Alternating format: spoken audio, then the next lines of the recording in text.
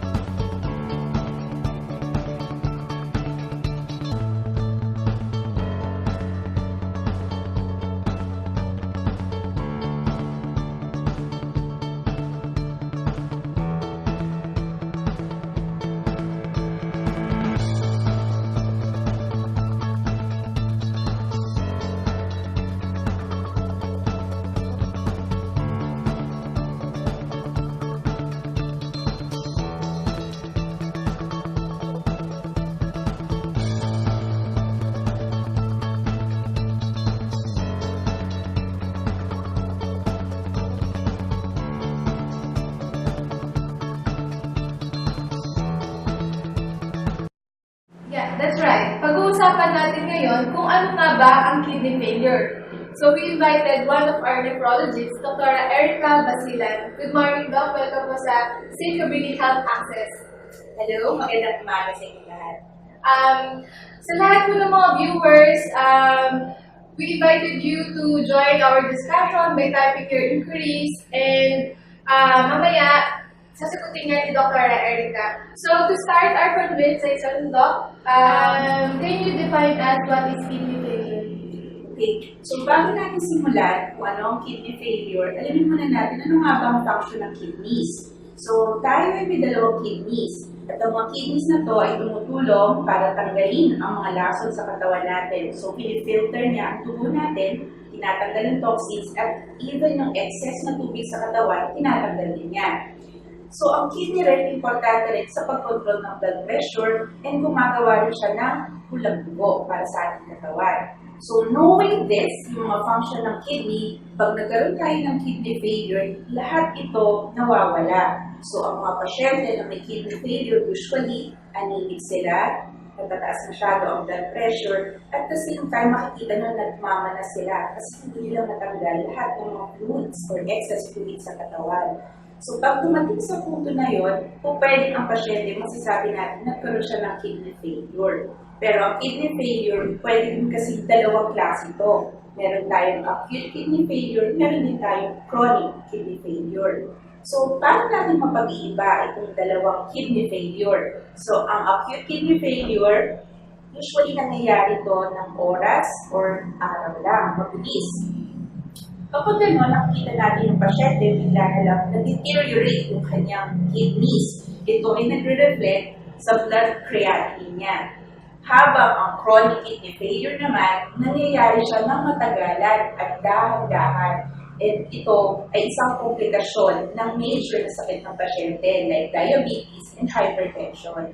So yun yung dalawang definition natin ng kidney failure. Meron tayong acute, then meron tayong chronic. So, ano naman po yung mga causes ng mga kidney failure na ito? Ang kidney failure, marami kasi siyang dahilan. So, for acute kidney failure, pwede kasi siya mga autoimmune diseases na biglaan na lang na naka-apekto sa kidneys. Mga post-infectious na mga glomerulonephritis, pwede rin mag-contribute sa acute kidney failure. However, for the kidney na nagkakaroon na ng komplikasyon because of diabetes and hypertension, itong dalawang sakit na to ang pinakamalimit na sumisira ng kidneys natin ngayon at nagiging dahilan din para magpunta sa dialysis ang pasyente. So, kapag pumunta sa dialysis, ang pasyente malamang ito'y tuloy-tuloy na din or kung pwede namang saglit lang, depende sa kondisyon ng kidneys niya kung makaka-recover pa siya. So, ang mga dahilan, kung pwede meron kang existing na sakit, at the same time, kung pwede rin namang mga acute insult sa kidneys. So, yun yung mga nabanggit ko, yung glomerulonephritis, even paggamit ng mga maling gamot. So, pwede makapagpasira ng kidneys natin. Kahit doc yung mga pagkonting sakit lang, tapos iinom agad ng painkiller. Yes. Actually, hindi naman namin talaga pinagbabawal yung painkillers totally. Pero yung maling paggamit ng mga painkillers, yun ang dahilan kaya nasisira ang kidneys. Minsan kasi, nagsiself-medicate yung pasyente, mali yung dosage and even yung frequency ng gamot. Kaya eventually, nasisira yung kanilang kidneys. So, ingat tayo sa pag-inom ng mga gamot. So, na-discuss na po natin yung mga causes. Ano po yung mga sintomas na pwede na nilang maranasan in case na meron na pala silang kidney failure? Yung symptoms ng kidney failure, actually, hindi siya obvious minsan. Minsan pupunta na lang yung pasyente sa amin, malala na yung kondisyon. So, minsan wala talaga silang nararamdaman, walang mga signs. Pero based sa history pa lang ng pasyente, sinasabi nga nakikina siya, nahihirapan siya mag-concentrate, tapos makikita mo sobrang putla nila, talagang iba yung kulay, and yung ihi nila, sasabihin nila sa'yo, Doktor, bumubula yung ihi ko, ba't ganun po? And then gradually, napapansin natin, nagmamanas na yung katawan nila. So, kasama pa ng pagmamanas ng katawan, tumataas din yung blood pressure ng mga pasyente na to. So, ito yung mga ilan sa mga sintomas ng mga tao na merong kidney failure. Ano naman po yung certain or marginal line na makakapag-differentiate na kidney failure among all kidney diseases? Okay. So, di ba na-define natin kanina na merong acute kidney failure and then may chronic kidney failure. Usually, itong dalawang sakit na to as defined, di ba, nagkakaiba sila sa timing. So, yung isa, mabilis. So, oras lang, yung isang araw lang. So, yun yung acute. And then chronic, talagang matagal at dahan-dahan pagkasira ng kidney. So, pinaka-viral filtration rate or yung eGFR. So, sa eGFR, kinaklasify natin ang pasyente as stage 1 hanggang stage 5. So doon natin ma-differentiate kung ano yung management na ibibigay natin sa pasyente and ano nga ba ang prognosis o magiging outcome ng pasyente ito depende sa criteria na kinabibilangan niya. So kapag chronic kidney disease, kinaklasify natin as stage 1 hanggang 5. Doon din tayo nagbabase kung siya ba ay qualify for dialysis. Okay. Very well said po, Doktora. Ano naman po yung mga screening na pwede po nilang i-undergo if gusto nilang malaman kung meron na silang early stage ng kidney failure? Okay. So, ang maganda kasi ngayon sa, for example, sa Cabrini, marami kasi sa atin dito lagi nagpapa-annual check-up. So, doon pa lang nakikita na natin kahit wala silang simptomas, walang nararamdaman yung pasyente, nadidetect na natin na may problema na pala. So, regarding your question naman, kung talagang naiisip nila na baka meron silang predisposition for kidney failure, so may mga laboratories kasi ang St. Francis Cabrini na pwedeng i-offer para for screening ng mga kidney failure. So meron tayo dito 24-hour urine collection para malaman natin kung how much na ba ang proteinang lumalabas sa kidney natin. Kasi ang kidney natin ang nag-filter ng proteins. Supposedly, wala dapat protein na lumalabas sa ihe. Ito yung dahilan kaya bumubula yung ihe nila. So, with 24-hour urine, pwede natin ma-detect, pwede natin ma-measure how much ba yung protein ang lumalabas sa kidney natin. And at the same time, meron tayong mga basic laboratories like routine urinalysis, meron din tayong mga CBC, biochemistry like RHEA, BUN, and other blood chem. So, available lahat yon dito sa ating laboratories. So, complete pala itong si Cabrini. So, preventive is better than cure, Doktora. Ano po? Paano po ba natin mag-prevent itong ganitong klaseng sakit? O ito yung kidney failure na ito? So, una, sa mga gamot, kapag nag-prescribe sa iyo ang doktor ng gamot, i-take natin to as recommended ng doktor ninyo. So, huwag tayong magsi-self-medicate, huwag tayong aabuso sa mga gamot. Kasi minsan, ang ginagawa ng mga pasyente, mas nagtitake sila ng gamot na hindi naman dapat. For example, 3 times a day, ginagawa nila 4 times a day, o kaya in-extend nila yung pag-take ng gamot na to. So, minsan, ang nangyayari is nakakaligtaan nila magpa-check up while taking this medication, then makikita natin tumataas na pala yung creatinine nila. So, make sure you have a good communication with your physician, especially kapag sa mga gamot na binibigay. So, dapat i-follow natin as instructed.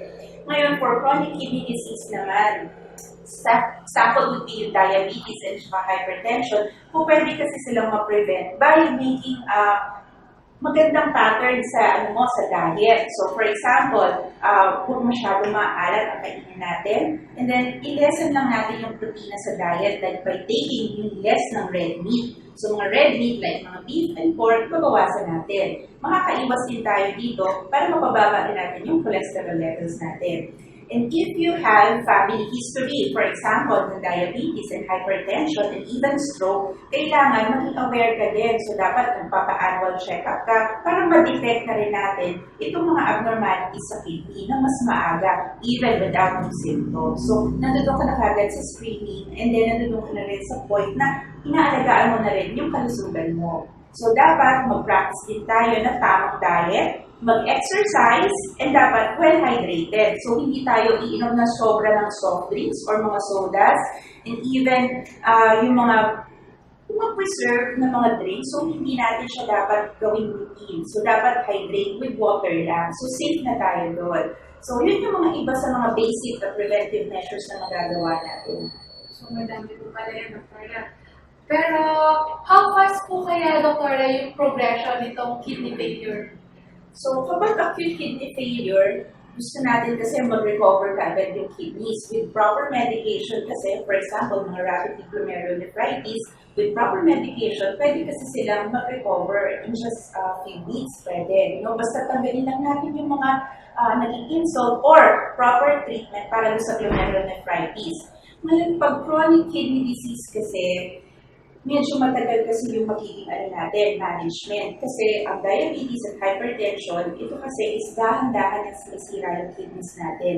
So in terms of recovery, pwede lang natin ma-delay or ma-halt natin yung progression ng kidney failure with proper medication, proper diet, and then proper or adequate hydration. Pwede lang natin siyang mapabagal and ma-stabilize sa level na yun para hindi na kumantong sa hemodialysis ang pasyente or even peritoneal dialysis. Okay. How about po ito po ba kidney failure? Hereditary po ba ito or sa lifestyle po ng isang tao? Depende. May mga sakit kasi ngayon na hereditary talaga. Like for example, mga polycystic kidney disease, and also it runs in the family. May mga sakit naman na malformation, ibig sabihin na kapag pinagbubuntis pa lang yung pasyente, is meron na nangyayari abnormalities during the time na siya nagbubuntis. So, pag pinanganak sila, minsan iisa yung kidneys, minsan hindi nag-develop yung kidneys nila. And then, yung basic na mga sakit ngayon, which is common, yung diabetes and hypertension, sila yung talagang nakukuha or acquired. Malaking part dito is acquired because of poor lifestyle. Okay. So, paano naman po natin ginagamot itong kidney failure? So, kapag kidney failure na acute in nature, tatanggalin natin yung insult and then gagamutin natin yung pasyente with proper advice para sa pasyente. For example, mga drug-induced, magamit sila ng maling gamot, tatanggalin natin yung mga maling gamot na to and then advise natin yung pasyente na ito yung set ng medications na pwede i-take and then we can observe. Tatanggalin na natin siya. However, for chronic kidney disease failure kasi, dapat mag-adhere tayo sa tamang gamot. Like for example, for diabetes, for hypertension, kailangan mag-adhere tayo. Hindi kasi siya yung hanggang 1 week lang na management. So, dapat yun tuloy-tuloy. Kasi kung iisipin natin, ang kidney failure ay isang komplikasyon ng isang sakit, lalo na kapag chronic na to in nature. So, for example, diabetes, i-manage talaga natin yung diabetes. Ayusin natin yung blood sugar ng pasyente, ayusin natin ang cholesterol niya, para hindi na magkaroon ng complications sa kidneys. So, yun yung pinaka-basic idea for managing chronic kidney disease, especially for diabetes and hypertension. And to inform everyone, we have here peritoneal dialysis and hemodialysis dito sa Cabrini. And to differentiate kung ano po ba yung pagkakaiba nitong peritoneal and hemodialysis, pwede po pa-explain to us kung ano po yung pagkakaiba nila. Okay. Ang hemodialysis and peritoneal dialysis ay ina-offer namin sa mga pasyente na ang kanilang eGFR or glomerular filtration rate ay less than 15 ml per minute. So, ibig sabihin, hindi na kaya talaga maglinis ng kidney ng dugo. So, dito pumapasok yung mga renal replacement therapy in a form of hemodialysis and peritoneal dialysis. So, ano pagkakaiba nitong dalawa? Ang hemodialysis, gumagamit tayo ng dugo. Yung dugo ng pasyente, dumadaan sa dialyzer, nililinis, tinatanggal ang toxins, and then tinatanggal din yung excess na tubig. Then, ibabalik ulit ang malinis sa dugo sa katawan ng pasyente. Samantalang, ang peritoneal dialysis, which is ina-offer dito sa Cabrini, gumagamit tayo ng lining ng peritoneum, ito yung sa tiyan. May pinapasok tayo na tubig, actually hindi siya tubig, gamot siya. So, pinapasok siya sa loob ng tiyan, then pinababad siya doon mga 8 oras or 6 na oras, depende sa kailangan ng pasyente, 3 times or 4 times in a day para linisin ang kanyang dugo. Itong mga dialysis na to na tinatawag, siya yung nag-absorb ng mga toxins, nag-remove din ng fluid, and then tinatanggal din sa katawan ng pasyente. So, mabuti na lang, meron tayo itong dalawang form ng renal replacement therapy sa Cabrini. And especially, meron din tayo dito kidney transplantation. And to inform everyone, yung peritoneal dialysis po natin ay soon for Z-band package na po siya. And then yung KT po natin, yung kidney transplant, is under po siya ng Z-band package. In terms of demographics, ano po yung predisposed ng patient para magkaroon siya ng kidney failure? According sa mga literatures, ang demographics para sa mga kidney failure, una kasi yung ethnic background ng pasyente. So, based sa mga literature, mga African American, even mga Hispanics kasi, mas prone sila for a certain kidney disease, ano? Especially kung ito ay diabetes din. So, mas prone sila. So, may ibang ethnic groups. Sa Asians, meron din. So, ang pangalawa naman would be sa gender. It was noted na kapag nagkakaroon ng kidney failure, mas marami sa mga lalaki compared sa babae. And then, yung third na pwedeng demographics na pwedeng mag-contribute sa chronic kidney disease is yung ability ng pasyente na maka-avail ng health benefits. For example, yung socio-economic levels natin. Na-notice nila na kapag nasa lower social economic group, mas mahirap kasi sila maka-avail ng tamang health benefits. So yung mga sakit nila, hindi kaagad na-address. So lalo nag-worsen yung condition nila. At dumadami dahil mali yung information na nakukuha nila. And at the same time, hindi rin sila makakuha ng sapat na gamot para gamutin yung kanilang sakit. So ito yung basic na demographics na nag-predispose sa pasyente kung bakit sila nagkakaroon ng chronic failure. Okay. Thank you, Dr. for answering the first set of questions na we laid down. And then, sa lahat ng mga viewers na nag-send po ng mga inquiries nyo, sasagutin po yan ni Dr. Erika Basilan pagbalik po namin. So, St. Cabrini Health Access will be right back.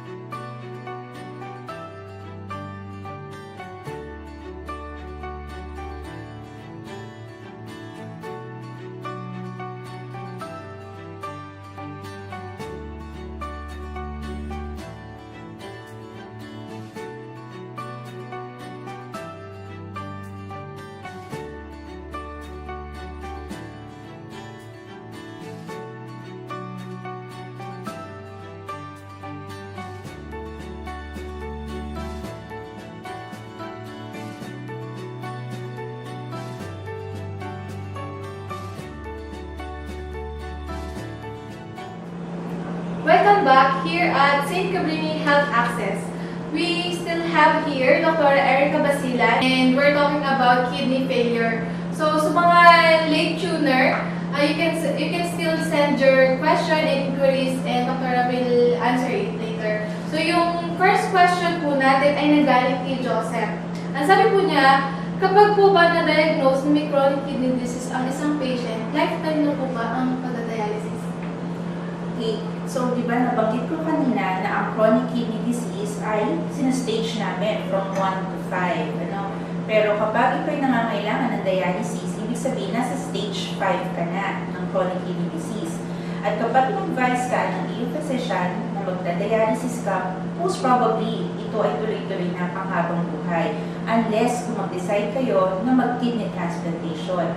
Kakailanganin lang natin isang donor, isang willing donor para magbigay ng isang kidney. So, para sa tanong mo, posible na kapag ang pasyente ay na-diagnose na stage 5, pwede siyang habang buhay na magda-dialysis unless kung mag-kidney transplantation siya. Yun. And the good thing, meron tayo sa Cabrini na KT, under PhilHealth po yan. So, less na lang yung babayaran ng pasyente. Yung sulit naman po na question dito po, sabi po niya, do you recommend people to work if they have kidney disease? Okay. So, kapag ang pasyente na-diagnose ng chronic kidney disease, kailangan tanongin din natin siya physically and mentally kung kaya niyang pumasok. Pero ina-advise ko, dapat nagtatrabaho. They can choose as full-time or part-time na trabaho. So, even dialysis patients, pwede sila magtrabaho. May mga pasyente kami na part din sila ng call center, pumapasok din sila sa school, and minsan, nasa mga industrial jobs. And may mga teachers din naman na nagda-dialysis. So, So, kailangan lang nila i-arrange yung time nila, no? During dialysis session and then yung sa kanilang trabaho. Kaya nga they can choose full-time or part-time job. Pero ini-encourage ko sana na magtrabaho yung pasyente para maging productive naman sila. Yung feeling nila na nakakatulong din sila sa family. Pero syempre, priority talaga natin yung health ng pasyente. So you need to ask physically, mentally, kung kaya ba talaga niya magtrabaho din. No? Kasi minsan may mga pasyente, dumadaan din sila sa depression. Kahit encourage natin magtrabaho, kung hindi sila mentally ready, hindi natin sila talaga mapipilit. So, ang mga pasyente na may chronic kidney disease, overall, pwede naman magtrabaho. Thank you, Doc, for sharing your knowledge and your participation dito sa ating topic for today. And for those who are sending, yung nag-send ng mga questions po kanina, maraming salamat po for joining us today. And para po dun sa mga viewers na hindi po na-hit pa yung Facebook fan page po ng Cabrini, it's Cabrini-corporate page. Para po aware din kayo kung ano yung mga susunod na topics na aming ipapalabas. Muli ako po si Rizal Marquesas and this is Cabrini Health Access. Maraming salamat po.